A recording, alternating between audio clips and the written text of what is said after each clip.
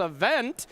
Jim, any big standouts here? I see we got Jarvis Yu in 11th place, Nathan Stoyer, former world champion as well. There's some nice names on this thing. Bit of a variety of lists here too, right? We see Boros Mice. You know, the Mice package has kind of fallen off. That was the dominating force in Standard, be it Mono Red or Gruul. Yeah. Boros Mice was kind of like the distant third in that trifecta. Yeah, the Boros Charm, Lightning Helix style Boros deck, right? I think it's usually more creature based. There's the Crag Flame and Sheltered by Ghosts is a big draw deck also for the mirrors. But kind of cool to see that. The Azorius Artifact deck's pretty cool. And of course, Orzhov Pixie. I talked to my buddy Pete, who's playing Izzet, and he got obliterated by Pixie. But it's the one thing that deck does really, really well is beat up on Izzet prowess players. So the question there, of course, is are we at that critical mass point where you can build a deck that is only good against prowess and have that do well? Yeah, absolutely. And then as far as some notable players here, you know, Nicole Tipple, she has been dominating, especially when it comes to Standard. 4-0 with Izzet Prowess, and I cannot believe it yet again. If there's a top 8 on our standings, Michael DiBenedetto Plummer will be on it. Just took second in the last regional championship, losing to our Jeskai control player. And let me tell you, he just keeps winning. So let's take a look at another page of our standings if we got one queued up. And Jim, all these players down through 32nd place, still undefeated. We see Oliver Tomiko, a phenomenal Magic player who just not only crushed the SCG Tour back in the day, dominated it, I would say. Former fellow player champion, right? Yep, absolutely. Yep. He has been crushing it, as well as Steve Stillman, doing quite well there in 30th place as well. Any other notable players here, Jim? Player-wise, Zachary Keeney is also quite good as well. Yeah. My eyes are drawn to 4-color Zoo.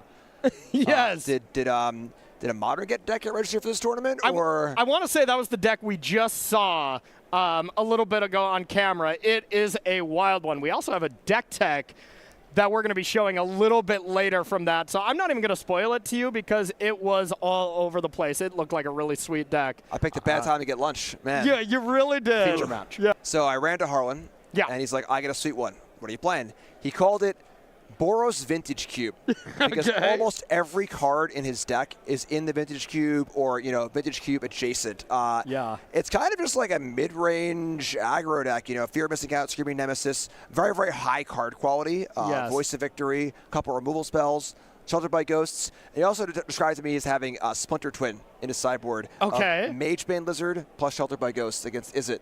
For the Wombo combo, it deals the damage, you gain a life. It's protected from the Sheltered by Ghosts. So, okay. Harwin is, you know, some folks come to you and say they have a brew, and you're like, all right, sure, whatever. Harwin is not one of those people. Harwin brews all the time, well known for it. Very excited to see his deck in action. Yeah, someone will say like, "Oh, I got this sick brew, and it's stock Izzet Prowess with 2 changes in the sideboard or something," and then you just walk away from them, and you just can no longer keep talking to them. But yeah, Harlan Fear's got a spicy one here. I think this is basically Boros cards I own in my trade binder as well, so should be really interesting. Up against Bailey on Azorius Omniscience. Wasn't Harlan saying this was the one matchup he wanted to avoid, though? He did say that. He said he was extremely poor to Omniscience and then great against everything else. So this is the trouble of, matchups in a metagame and in a tournament where you can plan for most things, but sometimes you gotta try and break through in a bad spot. Yeah, absolutely. And that's why you physically got him on camera in his worst matchup, right? That's just what friends do? That was my instructions, yes. The director was only put Harwin on if it's against Omniscience. If it's a bad matchup, yeah, exactly. We gotta have him fighting upstream here. So, Voice of Victory coming in for some beatdowns, attacking for 3, heading back to Bailey. Let's see if there is an answer. Now, no land drop from Harlan here, which is going to be pretty brutal. Let's see if there's a temporary lockdown. Bang! There they go. All right, so there are 2 main deck Lorans here on Harwin's side. Let me break this up, hopefully. And a Get Lost too. Unfortunately, the interaction in there you go. Interaction in Harwin's deck is not lining up great here. Burst Lightning, Lightning Helix, Abrade, Sheltered by Ghosts. All of these cards are Not really for this matchup. Yeah. So kind of on the beatdown plan in game 1 with a little bit of interaction, and then game 2 we'll see some more stuff. Yeah, it definitely seems like, we always look at these standard decks when there's a deck that's 35+% of the metagame in the lens that how do they do against the big deck, the deck that every single one of these competitors figured would be the most played deck as it is it prowess? And it looks pretty solid against that. Screaming Nemesis, Abrades in the main deck to deal with Corey Steelcutter. This definitely seems like this is not only a Harlan brew, but a deck very much ready to and does pretty confidently beat the Izzet deck. And that is what the Brewers do, where they don't just brew, they brew with purpose. Yes. It's not just like, I'm going to build this cool deck. It's like finding the cool deck that lines up well with the current metagame. Yep, absolutely. So here could be a Burst Lightning on the temporary lockdown, something we don't say very often. And Harlan had the ability to kind of destroy it with the ability on the stack. But, hey, clean up those maps. It's minor, but, hey, it's still a thing. Now we get a big old attack for 9 in. And there's no Omniscience in the board, so it's not like we're comboing right now unless we can surveil an Omniscience into the board. So things looking quite good for Harlan. Yeah, it's funny how we just spent 2 minutes talking about how the interaction doesn't line up right. Yes. And Burst Lightning kills a lockdown. Oh, didn't know it could do that, Yeah, no kidding. Gotta love the spice. There's stock up and a couple of lands. So if there's nothing to stop the attack, and to be fair, these Azorius Omniscience deck, sure they have lockdown, sure they have some dispersals, but outside of that, they play a lot of air to get to the combo. And by air, I mean card draw, moment of truth, that kind of stuff. And looks like Harlan's able to take down, I feel like the game he has to win with a deck like this. So huge in these bad matches to win game 1. And we see a bit of the allure here of we watched Domain versus Omniscience earlier. Tough matchup, Yeah. But Harlan's deck, everyone has a plan to get punched in the mouth, Yes. It comes out swinging. It has enough creatures where you can get in for a reasonably aggressive attacks pretty early, put on a clock. We saw one piece interaction with the Get Lost, and I guess the Burst Lightning as well. Takes it down. I see Invasion of Gobakon there from Harlan's side. Are you bringing in that kind of card against Omniscience, or what is Harlan doing? Yeah, Invasion seems phenomenal. That's like the White Thoughtseize effect. Oh, yeah. Excellent. And then 4 Magebane Lizard. Pretty exciting card in sideboards for this tournament because it's obviously great against Izzet. It plays many, many spells. It's great here, too. The Omniscience deck. The Omni deck cannot combo off with a Magebane in play because it involves just casting a bajillion spells. So Magebane's great. We got a little Ghost Vacuum action, too. Even Destroy Evil. Another spot where, most of a sideboard can just come in here, and obviously, Lightning Helixes and Abrades can get out of the deck, and we can see a much more interactive game in game 2. Sounds right. How about from Bailey's side? What do we do up against? And I mean, to be fair, Bailey is not going to be prepared for this Boros deck. You can be prepared for mid-range style matchups, that kind of thing, but Bailey has not tested against this deck. I would be surprised if so, yes. But Beza and Overlord here, kind of like the transformational plan, looks quite nice. Of course, the Clarion Conqueror could also turn off Ghost Vacuum. So this creature package looks pretty nice, and this is a real, Zig versus Zag scenario where Harlan looks like there's a lot of cards coming in, a lot of his kill spells are going out. That makes the creatures on Bailey's side good, but Harlan sees this too and knows that. So if Harlan does the, this and that, it's just, well, screw it, the one you want in front of you, in front of me, whatever kind of thing. So I like it. So it's definitely some fun jockeying here. Would not be surprised to see Bailey go back to the sideboard for game 3, shuffle things around a little bit. But Beza and Overlord probably the most important cards. All right, well, Bailey is going through the sideboard. Let's take a look at our newsletter. If you want to stay on top of everything when it comes to Star City Games, make sure to go to starcitygames.com/newsletter. You will get notified anytime there is pre-order starting, sales on singles, when the next event is. Basically anything having to do with these SCG cons, the newsletter is going to contain it. And as you were saying earlier, they don't overdo it. They send you the information you need, and they don't keep flooding you with it. So make sure to sign up for this newsletter. I've been signed up for a very long time, and it's nice to know exactly what's going on at these Star City Games events. All right, getting back into it. Both players at 3-1. You feel great going in at 4-1. Of course, ideally, everyone would like to be 5-0, but after 5 rounds, you sit at 4-1. You're going to be feeling very good about your tournament. 3-2. When you have 4 more rounds left to go, where you feel like you got to win them all to be really have a good chance tomorrow, or you can lose once. You know, it doesn't feel the best when you're going into those last 4 rounds, Jim. For sure. Yeah, the middle part of the tournament's definitely, you know, the teetering point. We're about at that point, you know, where whoever loses this match is still super alive. But there's an amount of momentum as the day goes on. You know, we're not machines. You know, we are human beings, and we are definitely subject to the whims of, you know, round 1 jitters, you know, the mid-round kind of push, and then late round kind of getting over the fatigue. Yeah. So the more you can make those late rounds easier for yourself, the better it is. Yeah, 100%. You start off a tournament, you're feeling good, you're playing great, but then, like you said, we are indeed humans. So by the end, it's very hard to play a perfect tournament, or it's impossible. You know, like, it's pretty hard to play a perfect match. Yep. It's hard to play a perfect game, you know, so you want to make sure and get yourself a lot of wins early so you can afford to stumble, you know, when you kind of have to, or maybe draw poorly in a match. Give yourself that leeway so you're still live for top 8, even with a little bit of bad luck on your side. So it's fun watching the different kind of players, too. Yeah. Where some players thrive with their backs against the wall. Yes. And some players are the opposite. They're very momentum-focused. They start off 5-0 and 6-0. They're a freight train. They take an early loss, though, and they derail. Yeah. You know, so it's kind of fun watching each different kind of player go through tournaments. What kind of player are you? It's funny. I'm a kind of streaky player. Yeah. Where my losses and wins tend to come in bunches. Yeah. Which I noticed a lot playing the PT the last few years. I don't really know why exactly. But often win 4 or 5, lose 3 or 4, up and down. Yeah.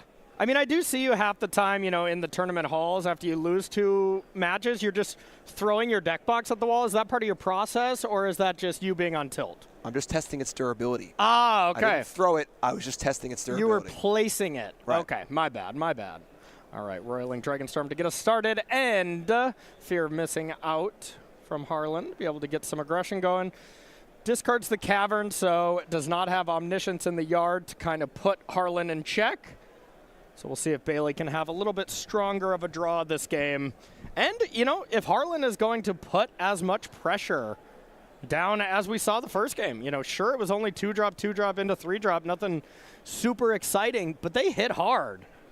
And, and you think, like, God, if you can fear of missing out, like a Voice of Victory or something too, like, you can do some nasty stuff with this card as well.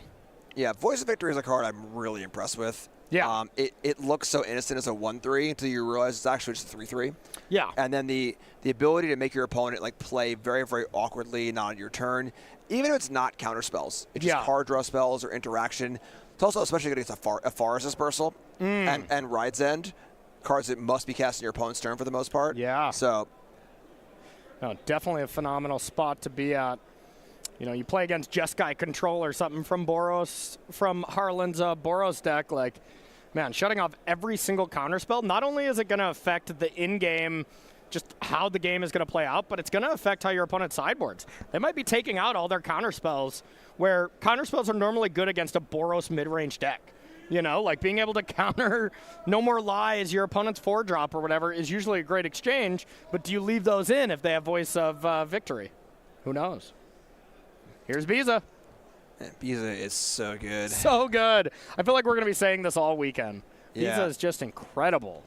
Like, it's almost overshadowed a bit because of how Monstrous Rage can kind of push through it. Yeah. And most of the aggro decks are so predicated on Monstrous Rage. But Biza is just an unbelievable defensive force. Yeah, absolutely impressive.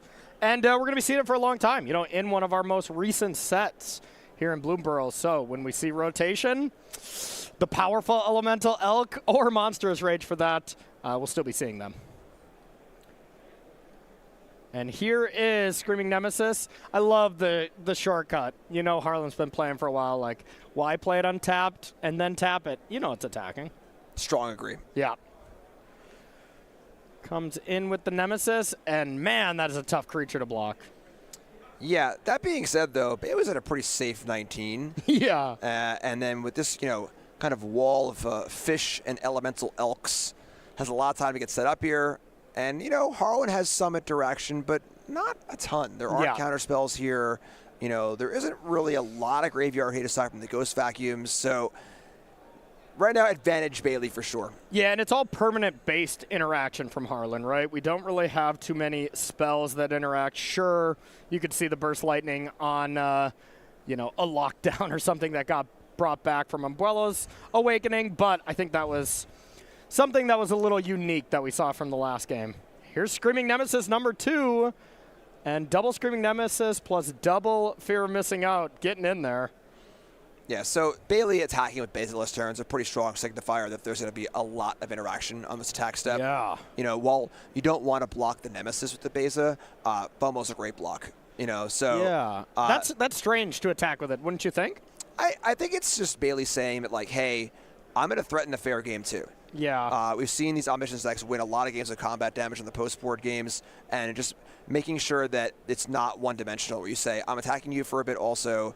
Didn't know second Nemesis was coming either. Yeah. But, kind of making sure that I'm going to pressure you here and then also threaten combo too. But how much interaction would you have to make this attack? Like, dispersal, double, get lost? Does it have to be that? What if the only interaction is these 2 spells?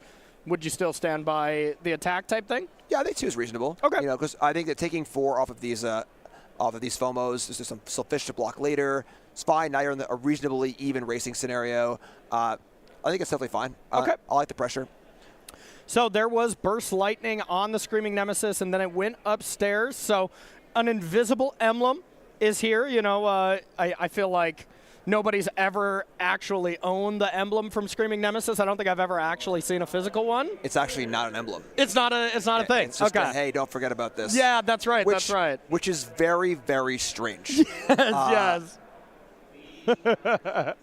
Because you know what Magic players do from time to time? Forget about this. Correct. Yeah. It actually has precedent, though. Sigma Lasher, I think, was the first card to ever have that ability. Okay. Same templating, where just the player can't gain life for the rest of the game. Okay. No emblem, so a little weird, but. So we'll just remember it collectively. Yep. Biza comes into play, something like that. It will not be gaining any life for the rest of the turn. And hey, if that Burst Lightning was already going to go face, might as well aim it at the Nemesis. I like that. Now here is the lockdown. Not only getting 2 Fear of Missing Out, but getting 2 Roiling Dragonstorm. So if Harlan ever does want to deal with that lockdown, now Bailey will get some value coming back as well. So I wouldn't be too shocked if Harlan is like, yeah, I'll ignore that lockdown here, unless it would be to actually kill Bailey. It is pretty fun in this format. How much interaction there is with lockdowning your own stuff. Yeah. It's just really, really a thing you wouldn't consider maybe, but it's very, very relevant. Yes, definitely, especially if we're going to see some Orzhov Pixie decks. Yep. I mean, Orzhov Pixie utilizes lockdown almost like a Yorion ETB would. Like with that ability where you can play it, exile your own stuff, then bounce it to get some value. It has a Yorion-esque feel to it. Plus, it can just be a lockdown to deal with your opponent's stuff. Absolutely love that deck. So great against Izzet. And it's just a really, really cool deck.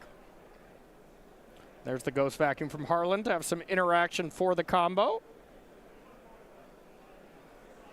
Yeah, so like I was saying, these Bailey's attacks so far, pushing the race into their favor. We see 12 life, about to be 8.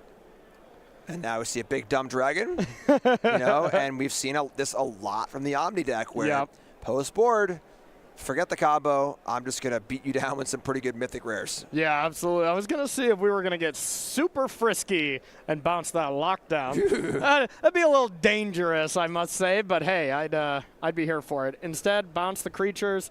Now all of a sudden Bailey's on the aggressive, and you know what? We haven't seen it all. The combo, anywhere to be found, and Bailey's still looking like he's going to get it done. This is where Meringue River Regent just looks so good in this deck. It's such a phenomenal card. Coil and Catch, the instant speed sift, would be close to playable in the deck without the Dragon half, but the Dragon half both facilitating the combo as well as just being like just a fine card to cast. A 6/7 is quite large. If you're behind, it can turn a board. If you're ahead, like in the game like this in the post-board games, the creatures, you push you some damage. Just great stuff. It's hard to find a spot where this card is bad. The thing is, it's not amazing up against Izzet Prowess just in general. Like 4 mana spell can get Spell Pierce pretty easily, and when you're playing it to bounce something, everything's so cheap from Prowess that it ends up being just okay.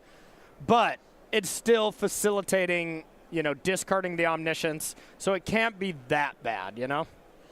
Harlan going for the Hail Mary here of flip over the Quarry land in the attack step, trying to hit maybe a get lost, something like that. Yep.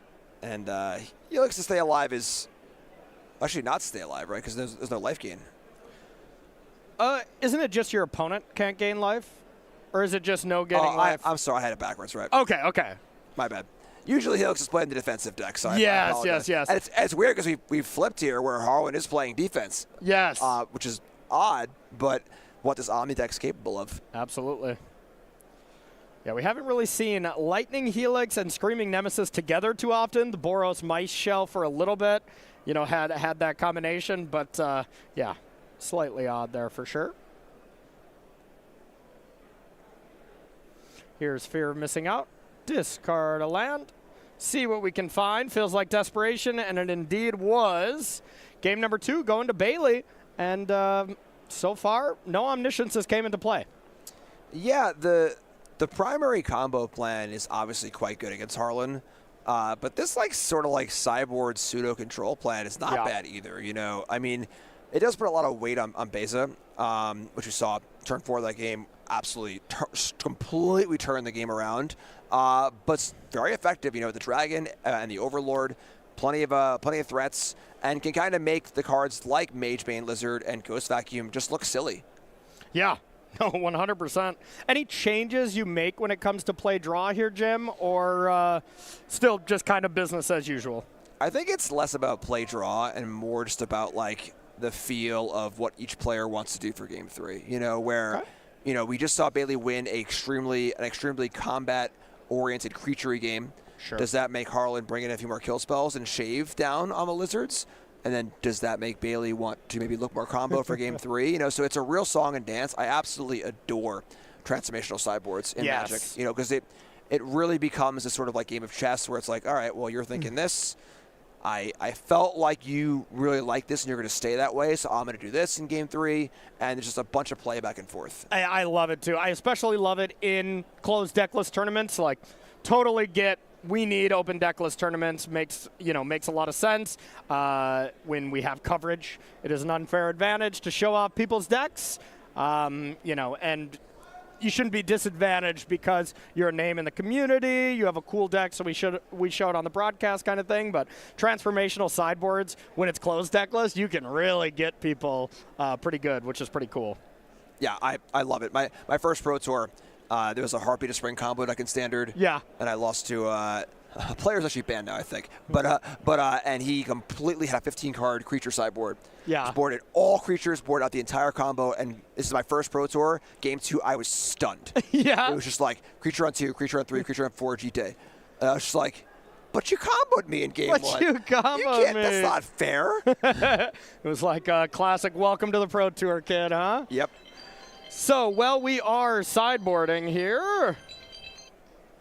Let's put up our sponsor slide and give a shout out here. Of course, big shout out to Dragon Shills and Beckett for sponsoring Live Paper Magic. Absolutely love what they are doing. Dragon Shills been an industry leader in the sleeve game forever. Absolutely forever. And Beckett, if you got any really nice cards, you want them graded. They're also at most of these events. I've went to Beckett and I've talked to them. You can do some cool stuff in person as well if you're going to be at any of these SCG events. Get your stuff graded. I believe they take it back, to their area, grade it, and then they mail it to you. They don't do any grading on site or anything, but yeah, you can really get some cool stuff going on with Beckett. So thanks to our sponsors. We appreciate you. That'd be kind of cool if it was on site. Yeah. Take the card, look at it. I give it a 6. Yeah. Just one guy's like, yeah, you know what? I'll judge this right now. 6.3. Yeah, apparently they do it at the Magic Cons, where they just have a grading team there. Wow. Yeah. I guess they, maybe one day they'll bring the full force here. I'll have to check that out when I'm at this next Magic Con here in Vegas. That's some cool stuff. So thanks to our sponsors as we get underway here. Got a Surveil land into Harlan. being able to play Invasion of Gobakon. One thing I'd love about Invasion against this Omniscient deck, if you see an Omniscience, you can take it, and they are not ever casting that. I'll tell you that. All right, look, it's not non-zero. Okay. Just because it costs 12 mana doesn't mean they can't cast it at some point. Hey, that's true. That's true. Yeah, no cheating it into play, though, when it's removed with Invasion of Gobakon. So what are you taking here, Jim? So let's see, we got a hand of Get Lost, see an Overlord, stock up Abuelos and 3 lands, obviously without Omniscience, or even really a discard out. The Abuelos not very exciting. Honestly, the Overlords look kind of appealing, but stock up too. Stock up's the card. This hand looks kind of weak, you know, so stock up's the kind of card that would fix it. There is some fear that the Overlord is just really, really good. Yeah. You know, but we see Harlan valuing, we can't see the cards in Harlan's hand. Harlan can. Yeah. So Harlan clearly has a creature worth protecting or an enchantment worth protecting. Makes sense. So Get Lost is the pick. That's got to lead me to believe that Harlan has a plan to, let's say, play a Fear, or not a Fear missing out, a Screaming Nemesis and attack this Invasion. Even better. Even better. Be able to discard some cards, draw 2. Let's see if Bailey found the interaction. If not, a flipped Invasion is big game. Yeah, pretty cool. So this makes the creatures grow every turn. And the battle can be sacrificed, or the enchantment now, I suppose, to give your team hexproof, indestructible. So nice way to kind of defend. And then the growth is important too, where like now this one creature is a threat. If Bailey tries to kill it, or if as far as dispersal it can be fizzled. Yeah. And then every turn it gets bigger and bigger. Yeah, really, really big game here. And let's see what we have. So we did draw a dispersal, or it's just time to stock it up. Now, we should have 5 cards in hand, so it's not going to be the case like, oh, if you find Omniscience, sometimes that's nice. When you go up to 8 cards, just discard it to clean up. That's not going to be the case as we have 5 cards there.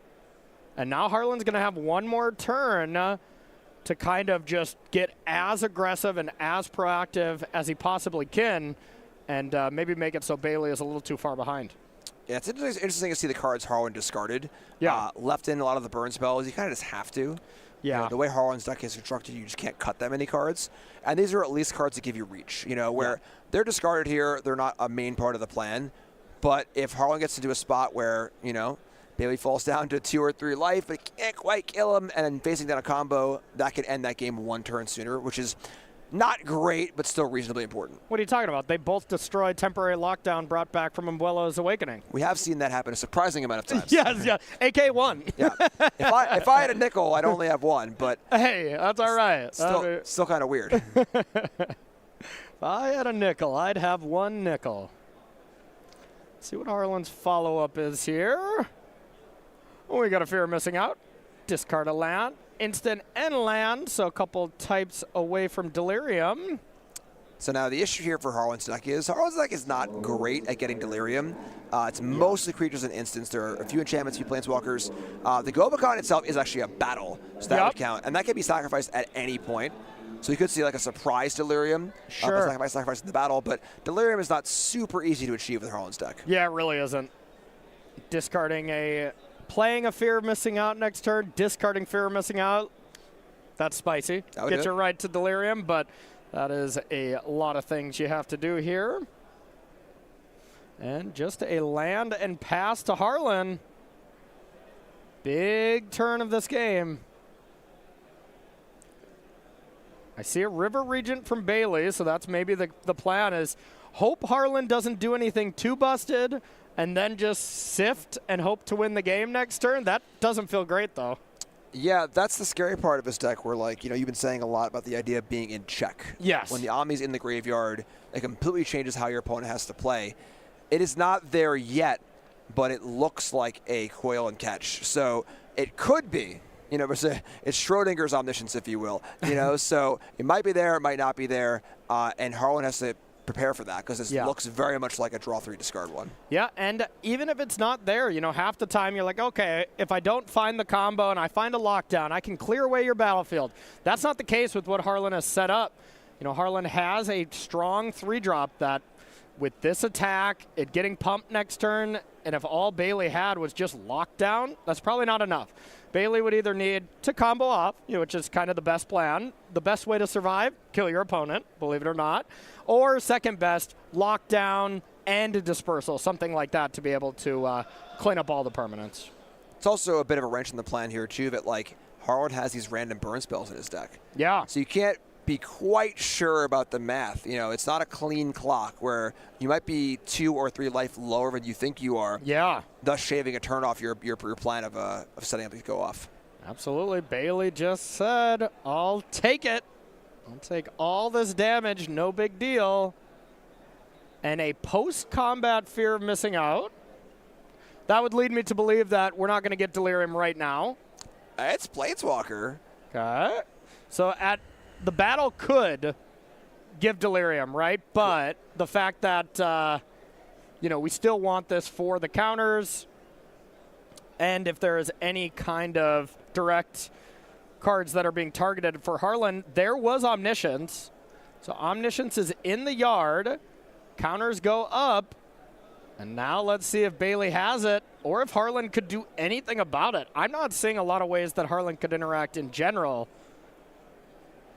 We're going to see that usual one turn or one step window where Omni comes into play as a 1/1. When that first spell is cast, do you have a Destroy Evil? Do you have a burn spell? Some way to kill it. And there's the Abuelos. Okay, here it is. Is this game just over in favor of Bailey? Ooh. Abnir. So that is the way to play around it by your first spell being a second Omniscience. Yep. So now if you kill it, you still want to play. That being said, if the cards that are available to Bailey are Omniscience and Beza, you might not have the critical mass of card draw you needed to fully go off here. Yep, absolutely. Still get the fish, even though you have 2 creatures. And now you got to think this might be completely slipped out of hand. We see an Overlord. I see 2 more River Regents in hand, as well as that Dispersal plus the land. I think Bailey's got this one. That's a lot of card draw, yeah. That is a lot of card draw. And the problem is that even if it's not, we see a Fizzle here, which puts 2 dragons into play. Yep. Great. Yeah. Good luck, Harlan. Yeah, put 2 dragons into play, bounce Harlan's whole board, have a Beza, have some fish. Yep. Looks like Bailey's not even going for that. I believe we did see the Founding the Third Path just drawn, so that's available. Why not? Here's 10 more power. Yeah, some decks are able to overcome, Overlord and friends. Harlan's deck is not really built like that. No, not really. Harlan was 1 turn away from beating the matchup that, well, he definitely did not want to play against. It makes sense. Azorius Omniscience gets to kind of do the thing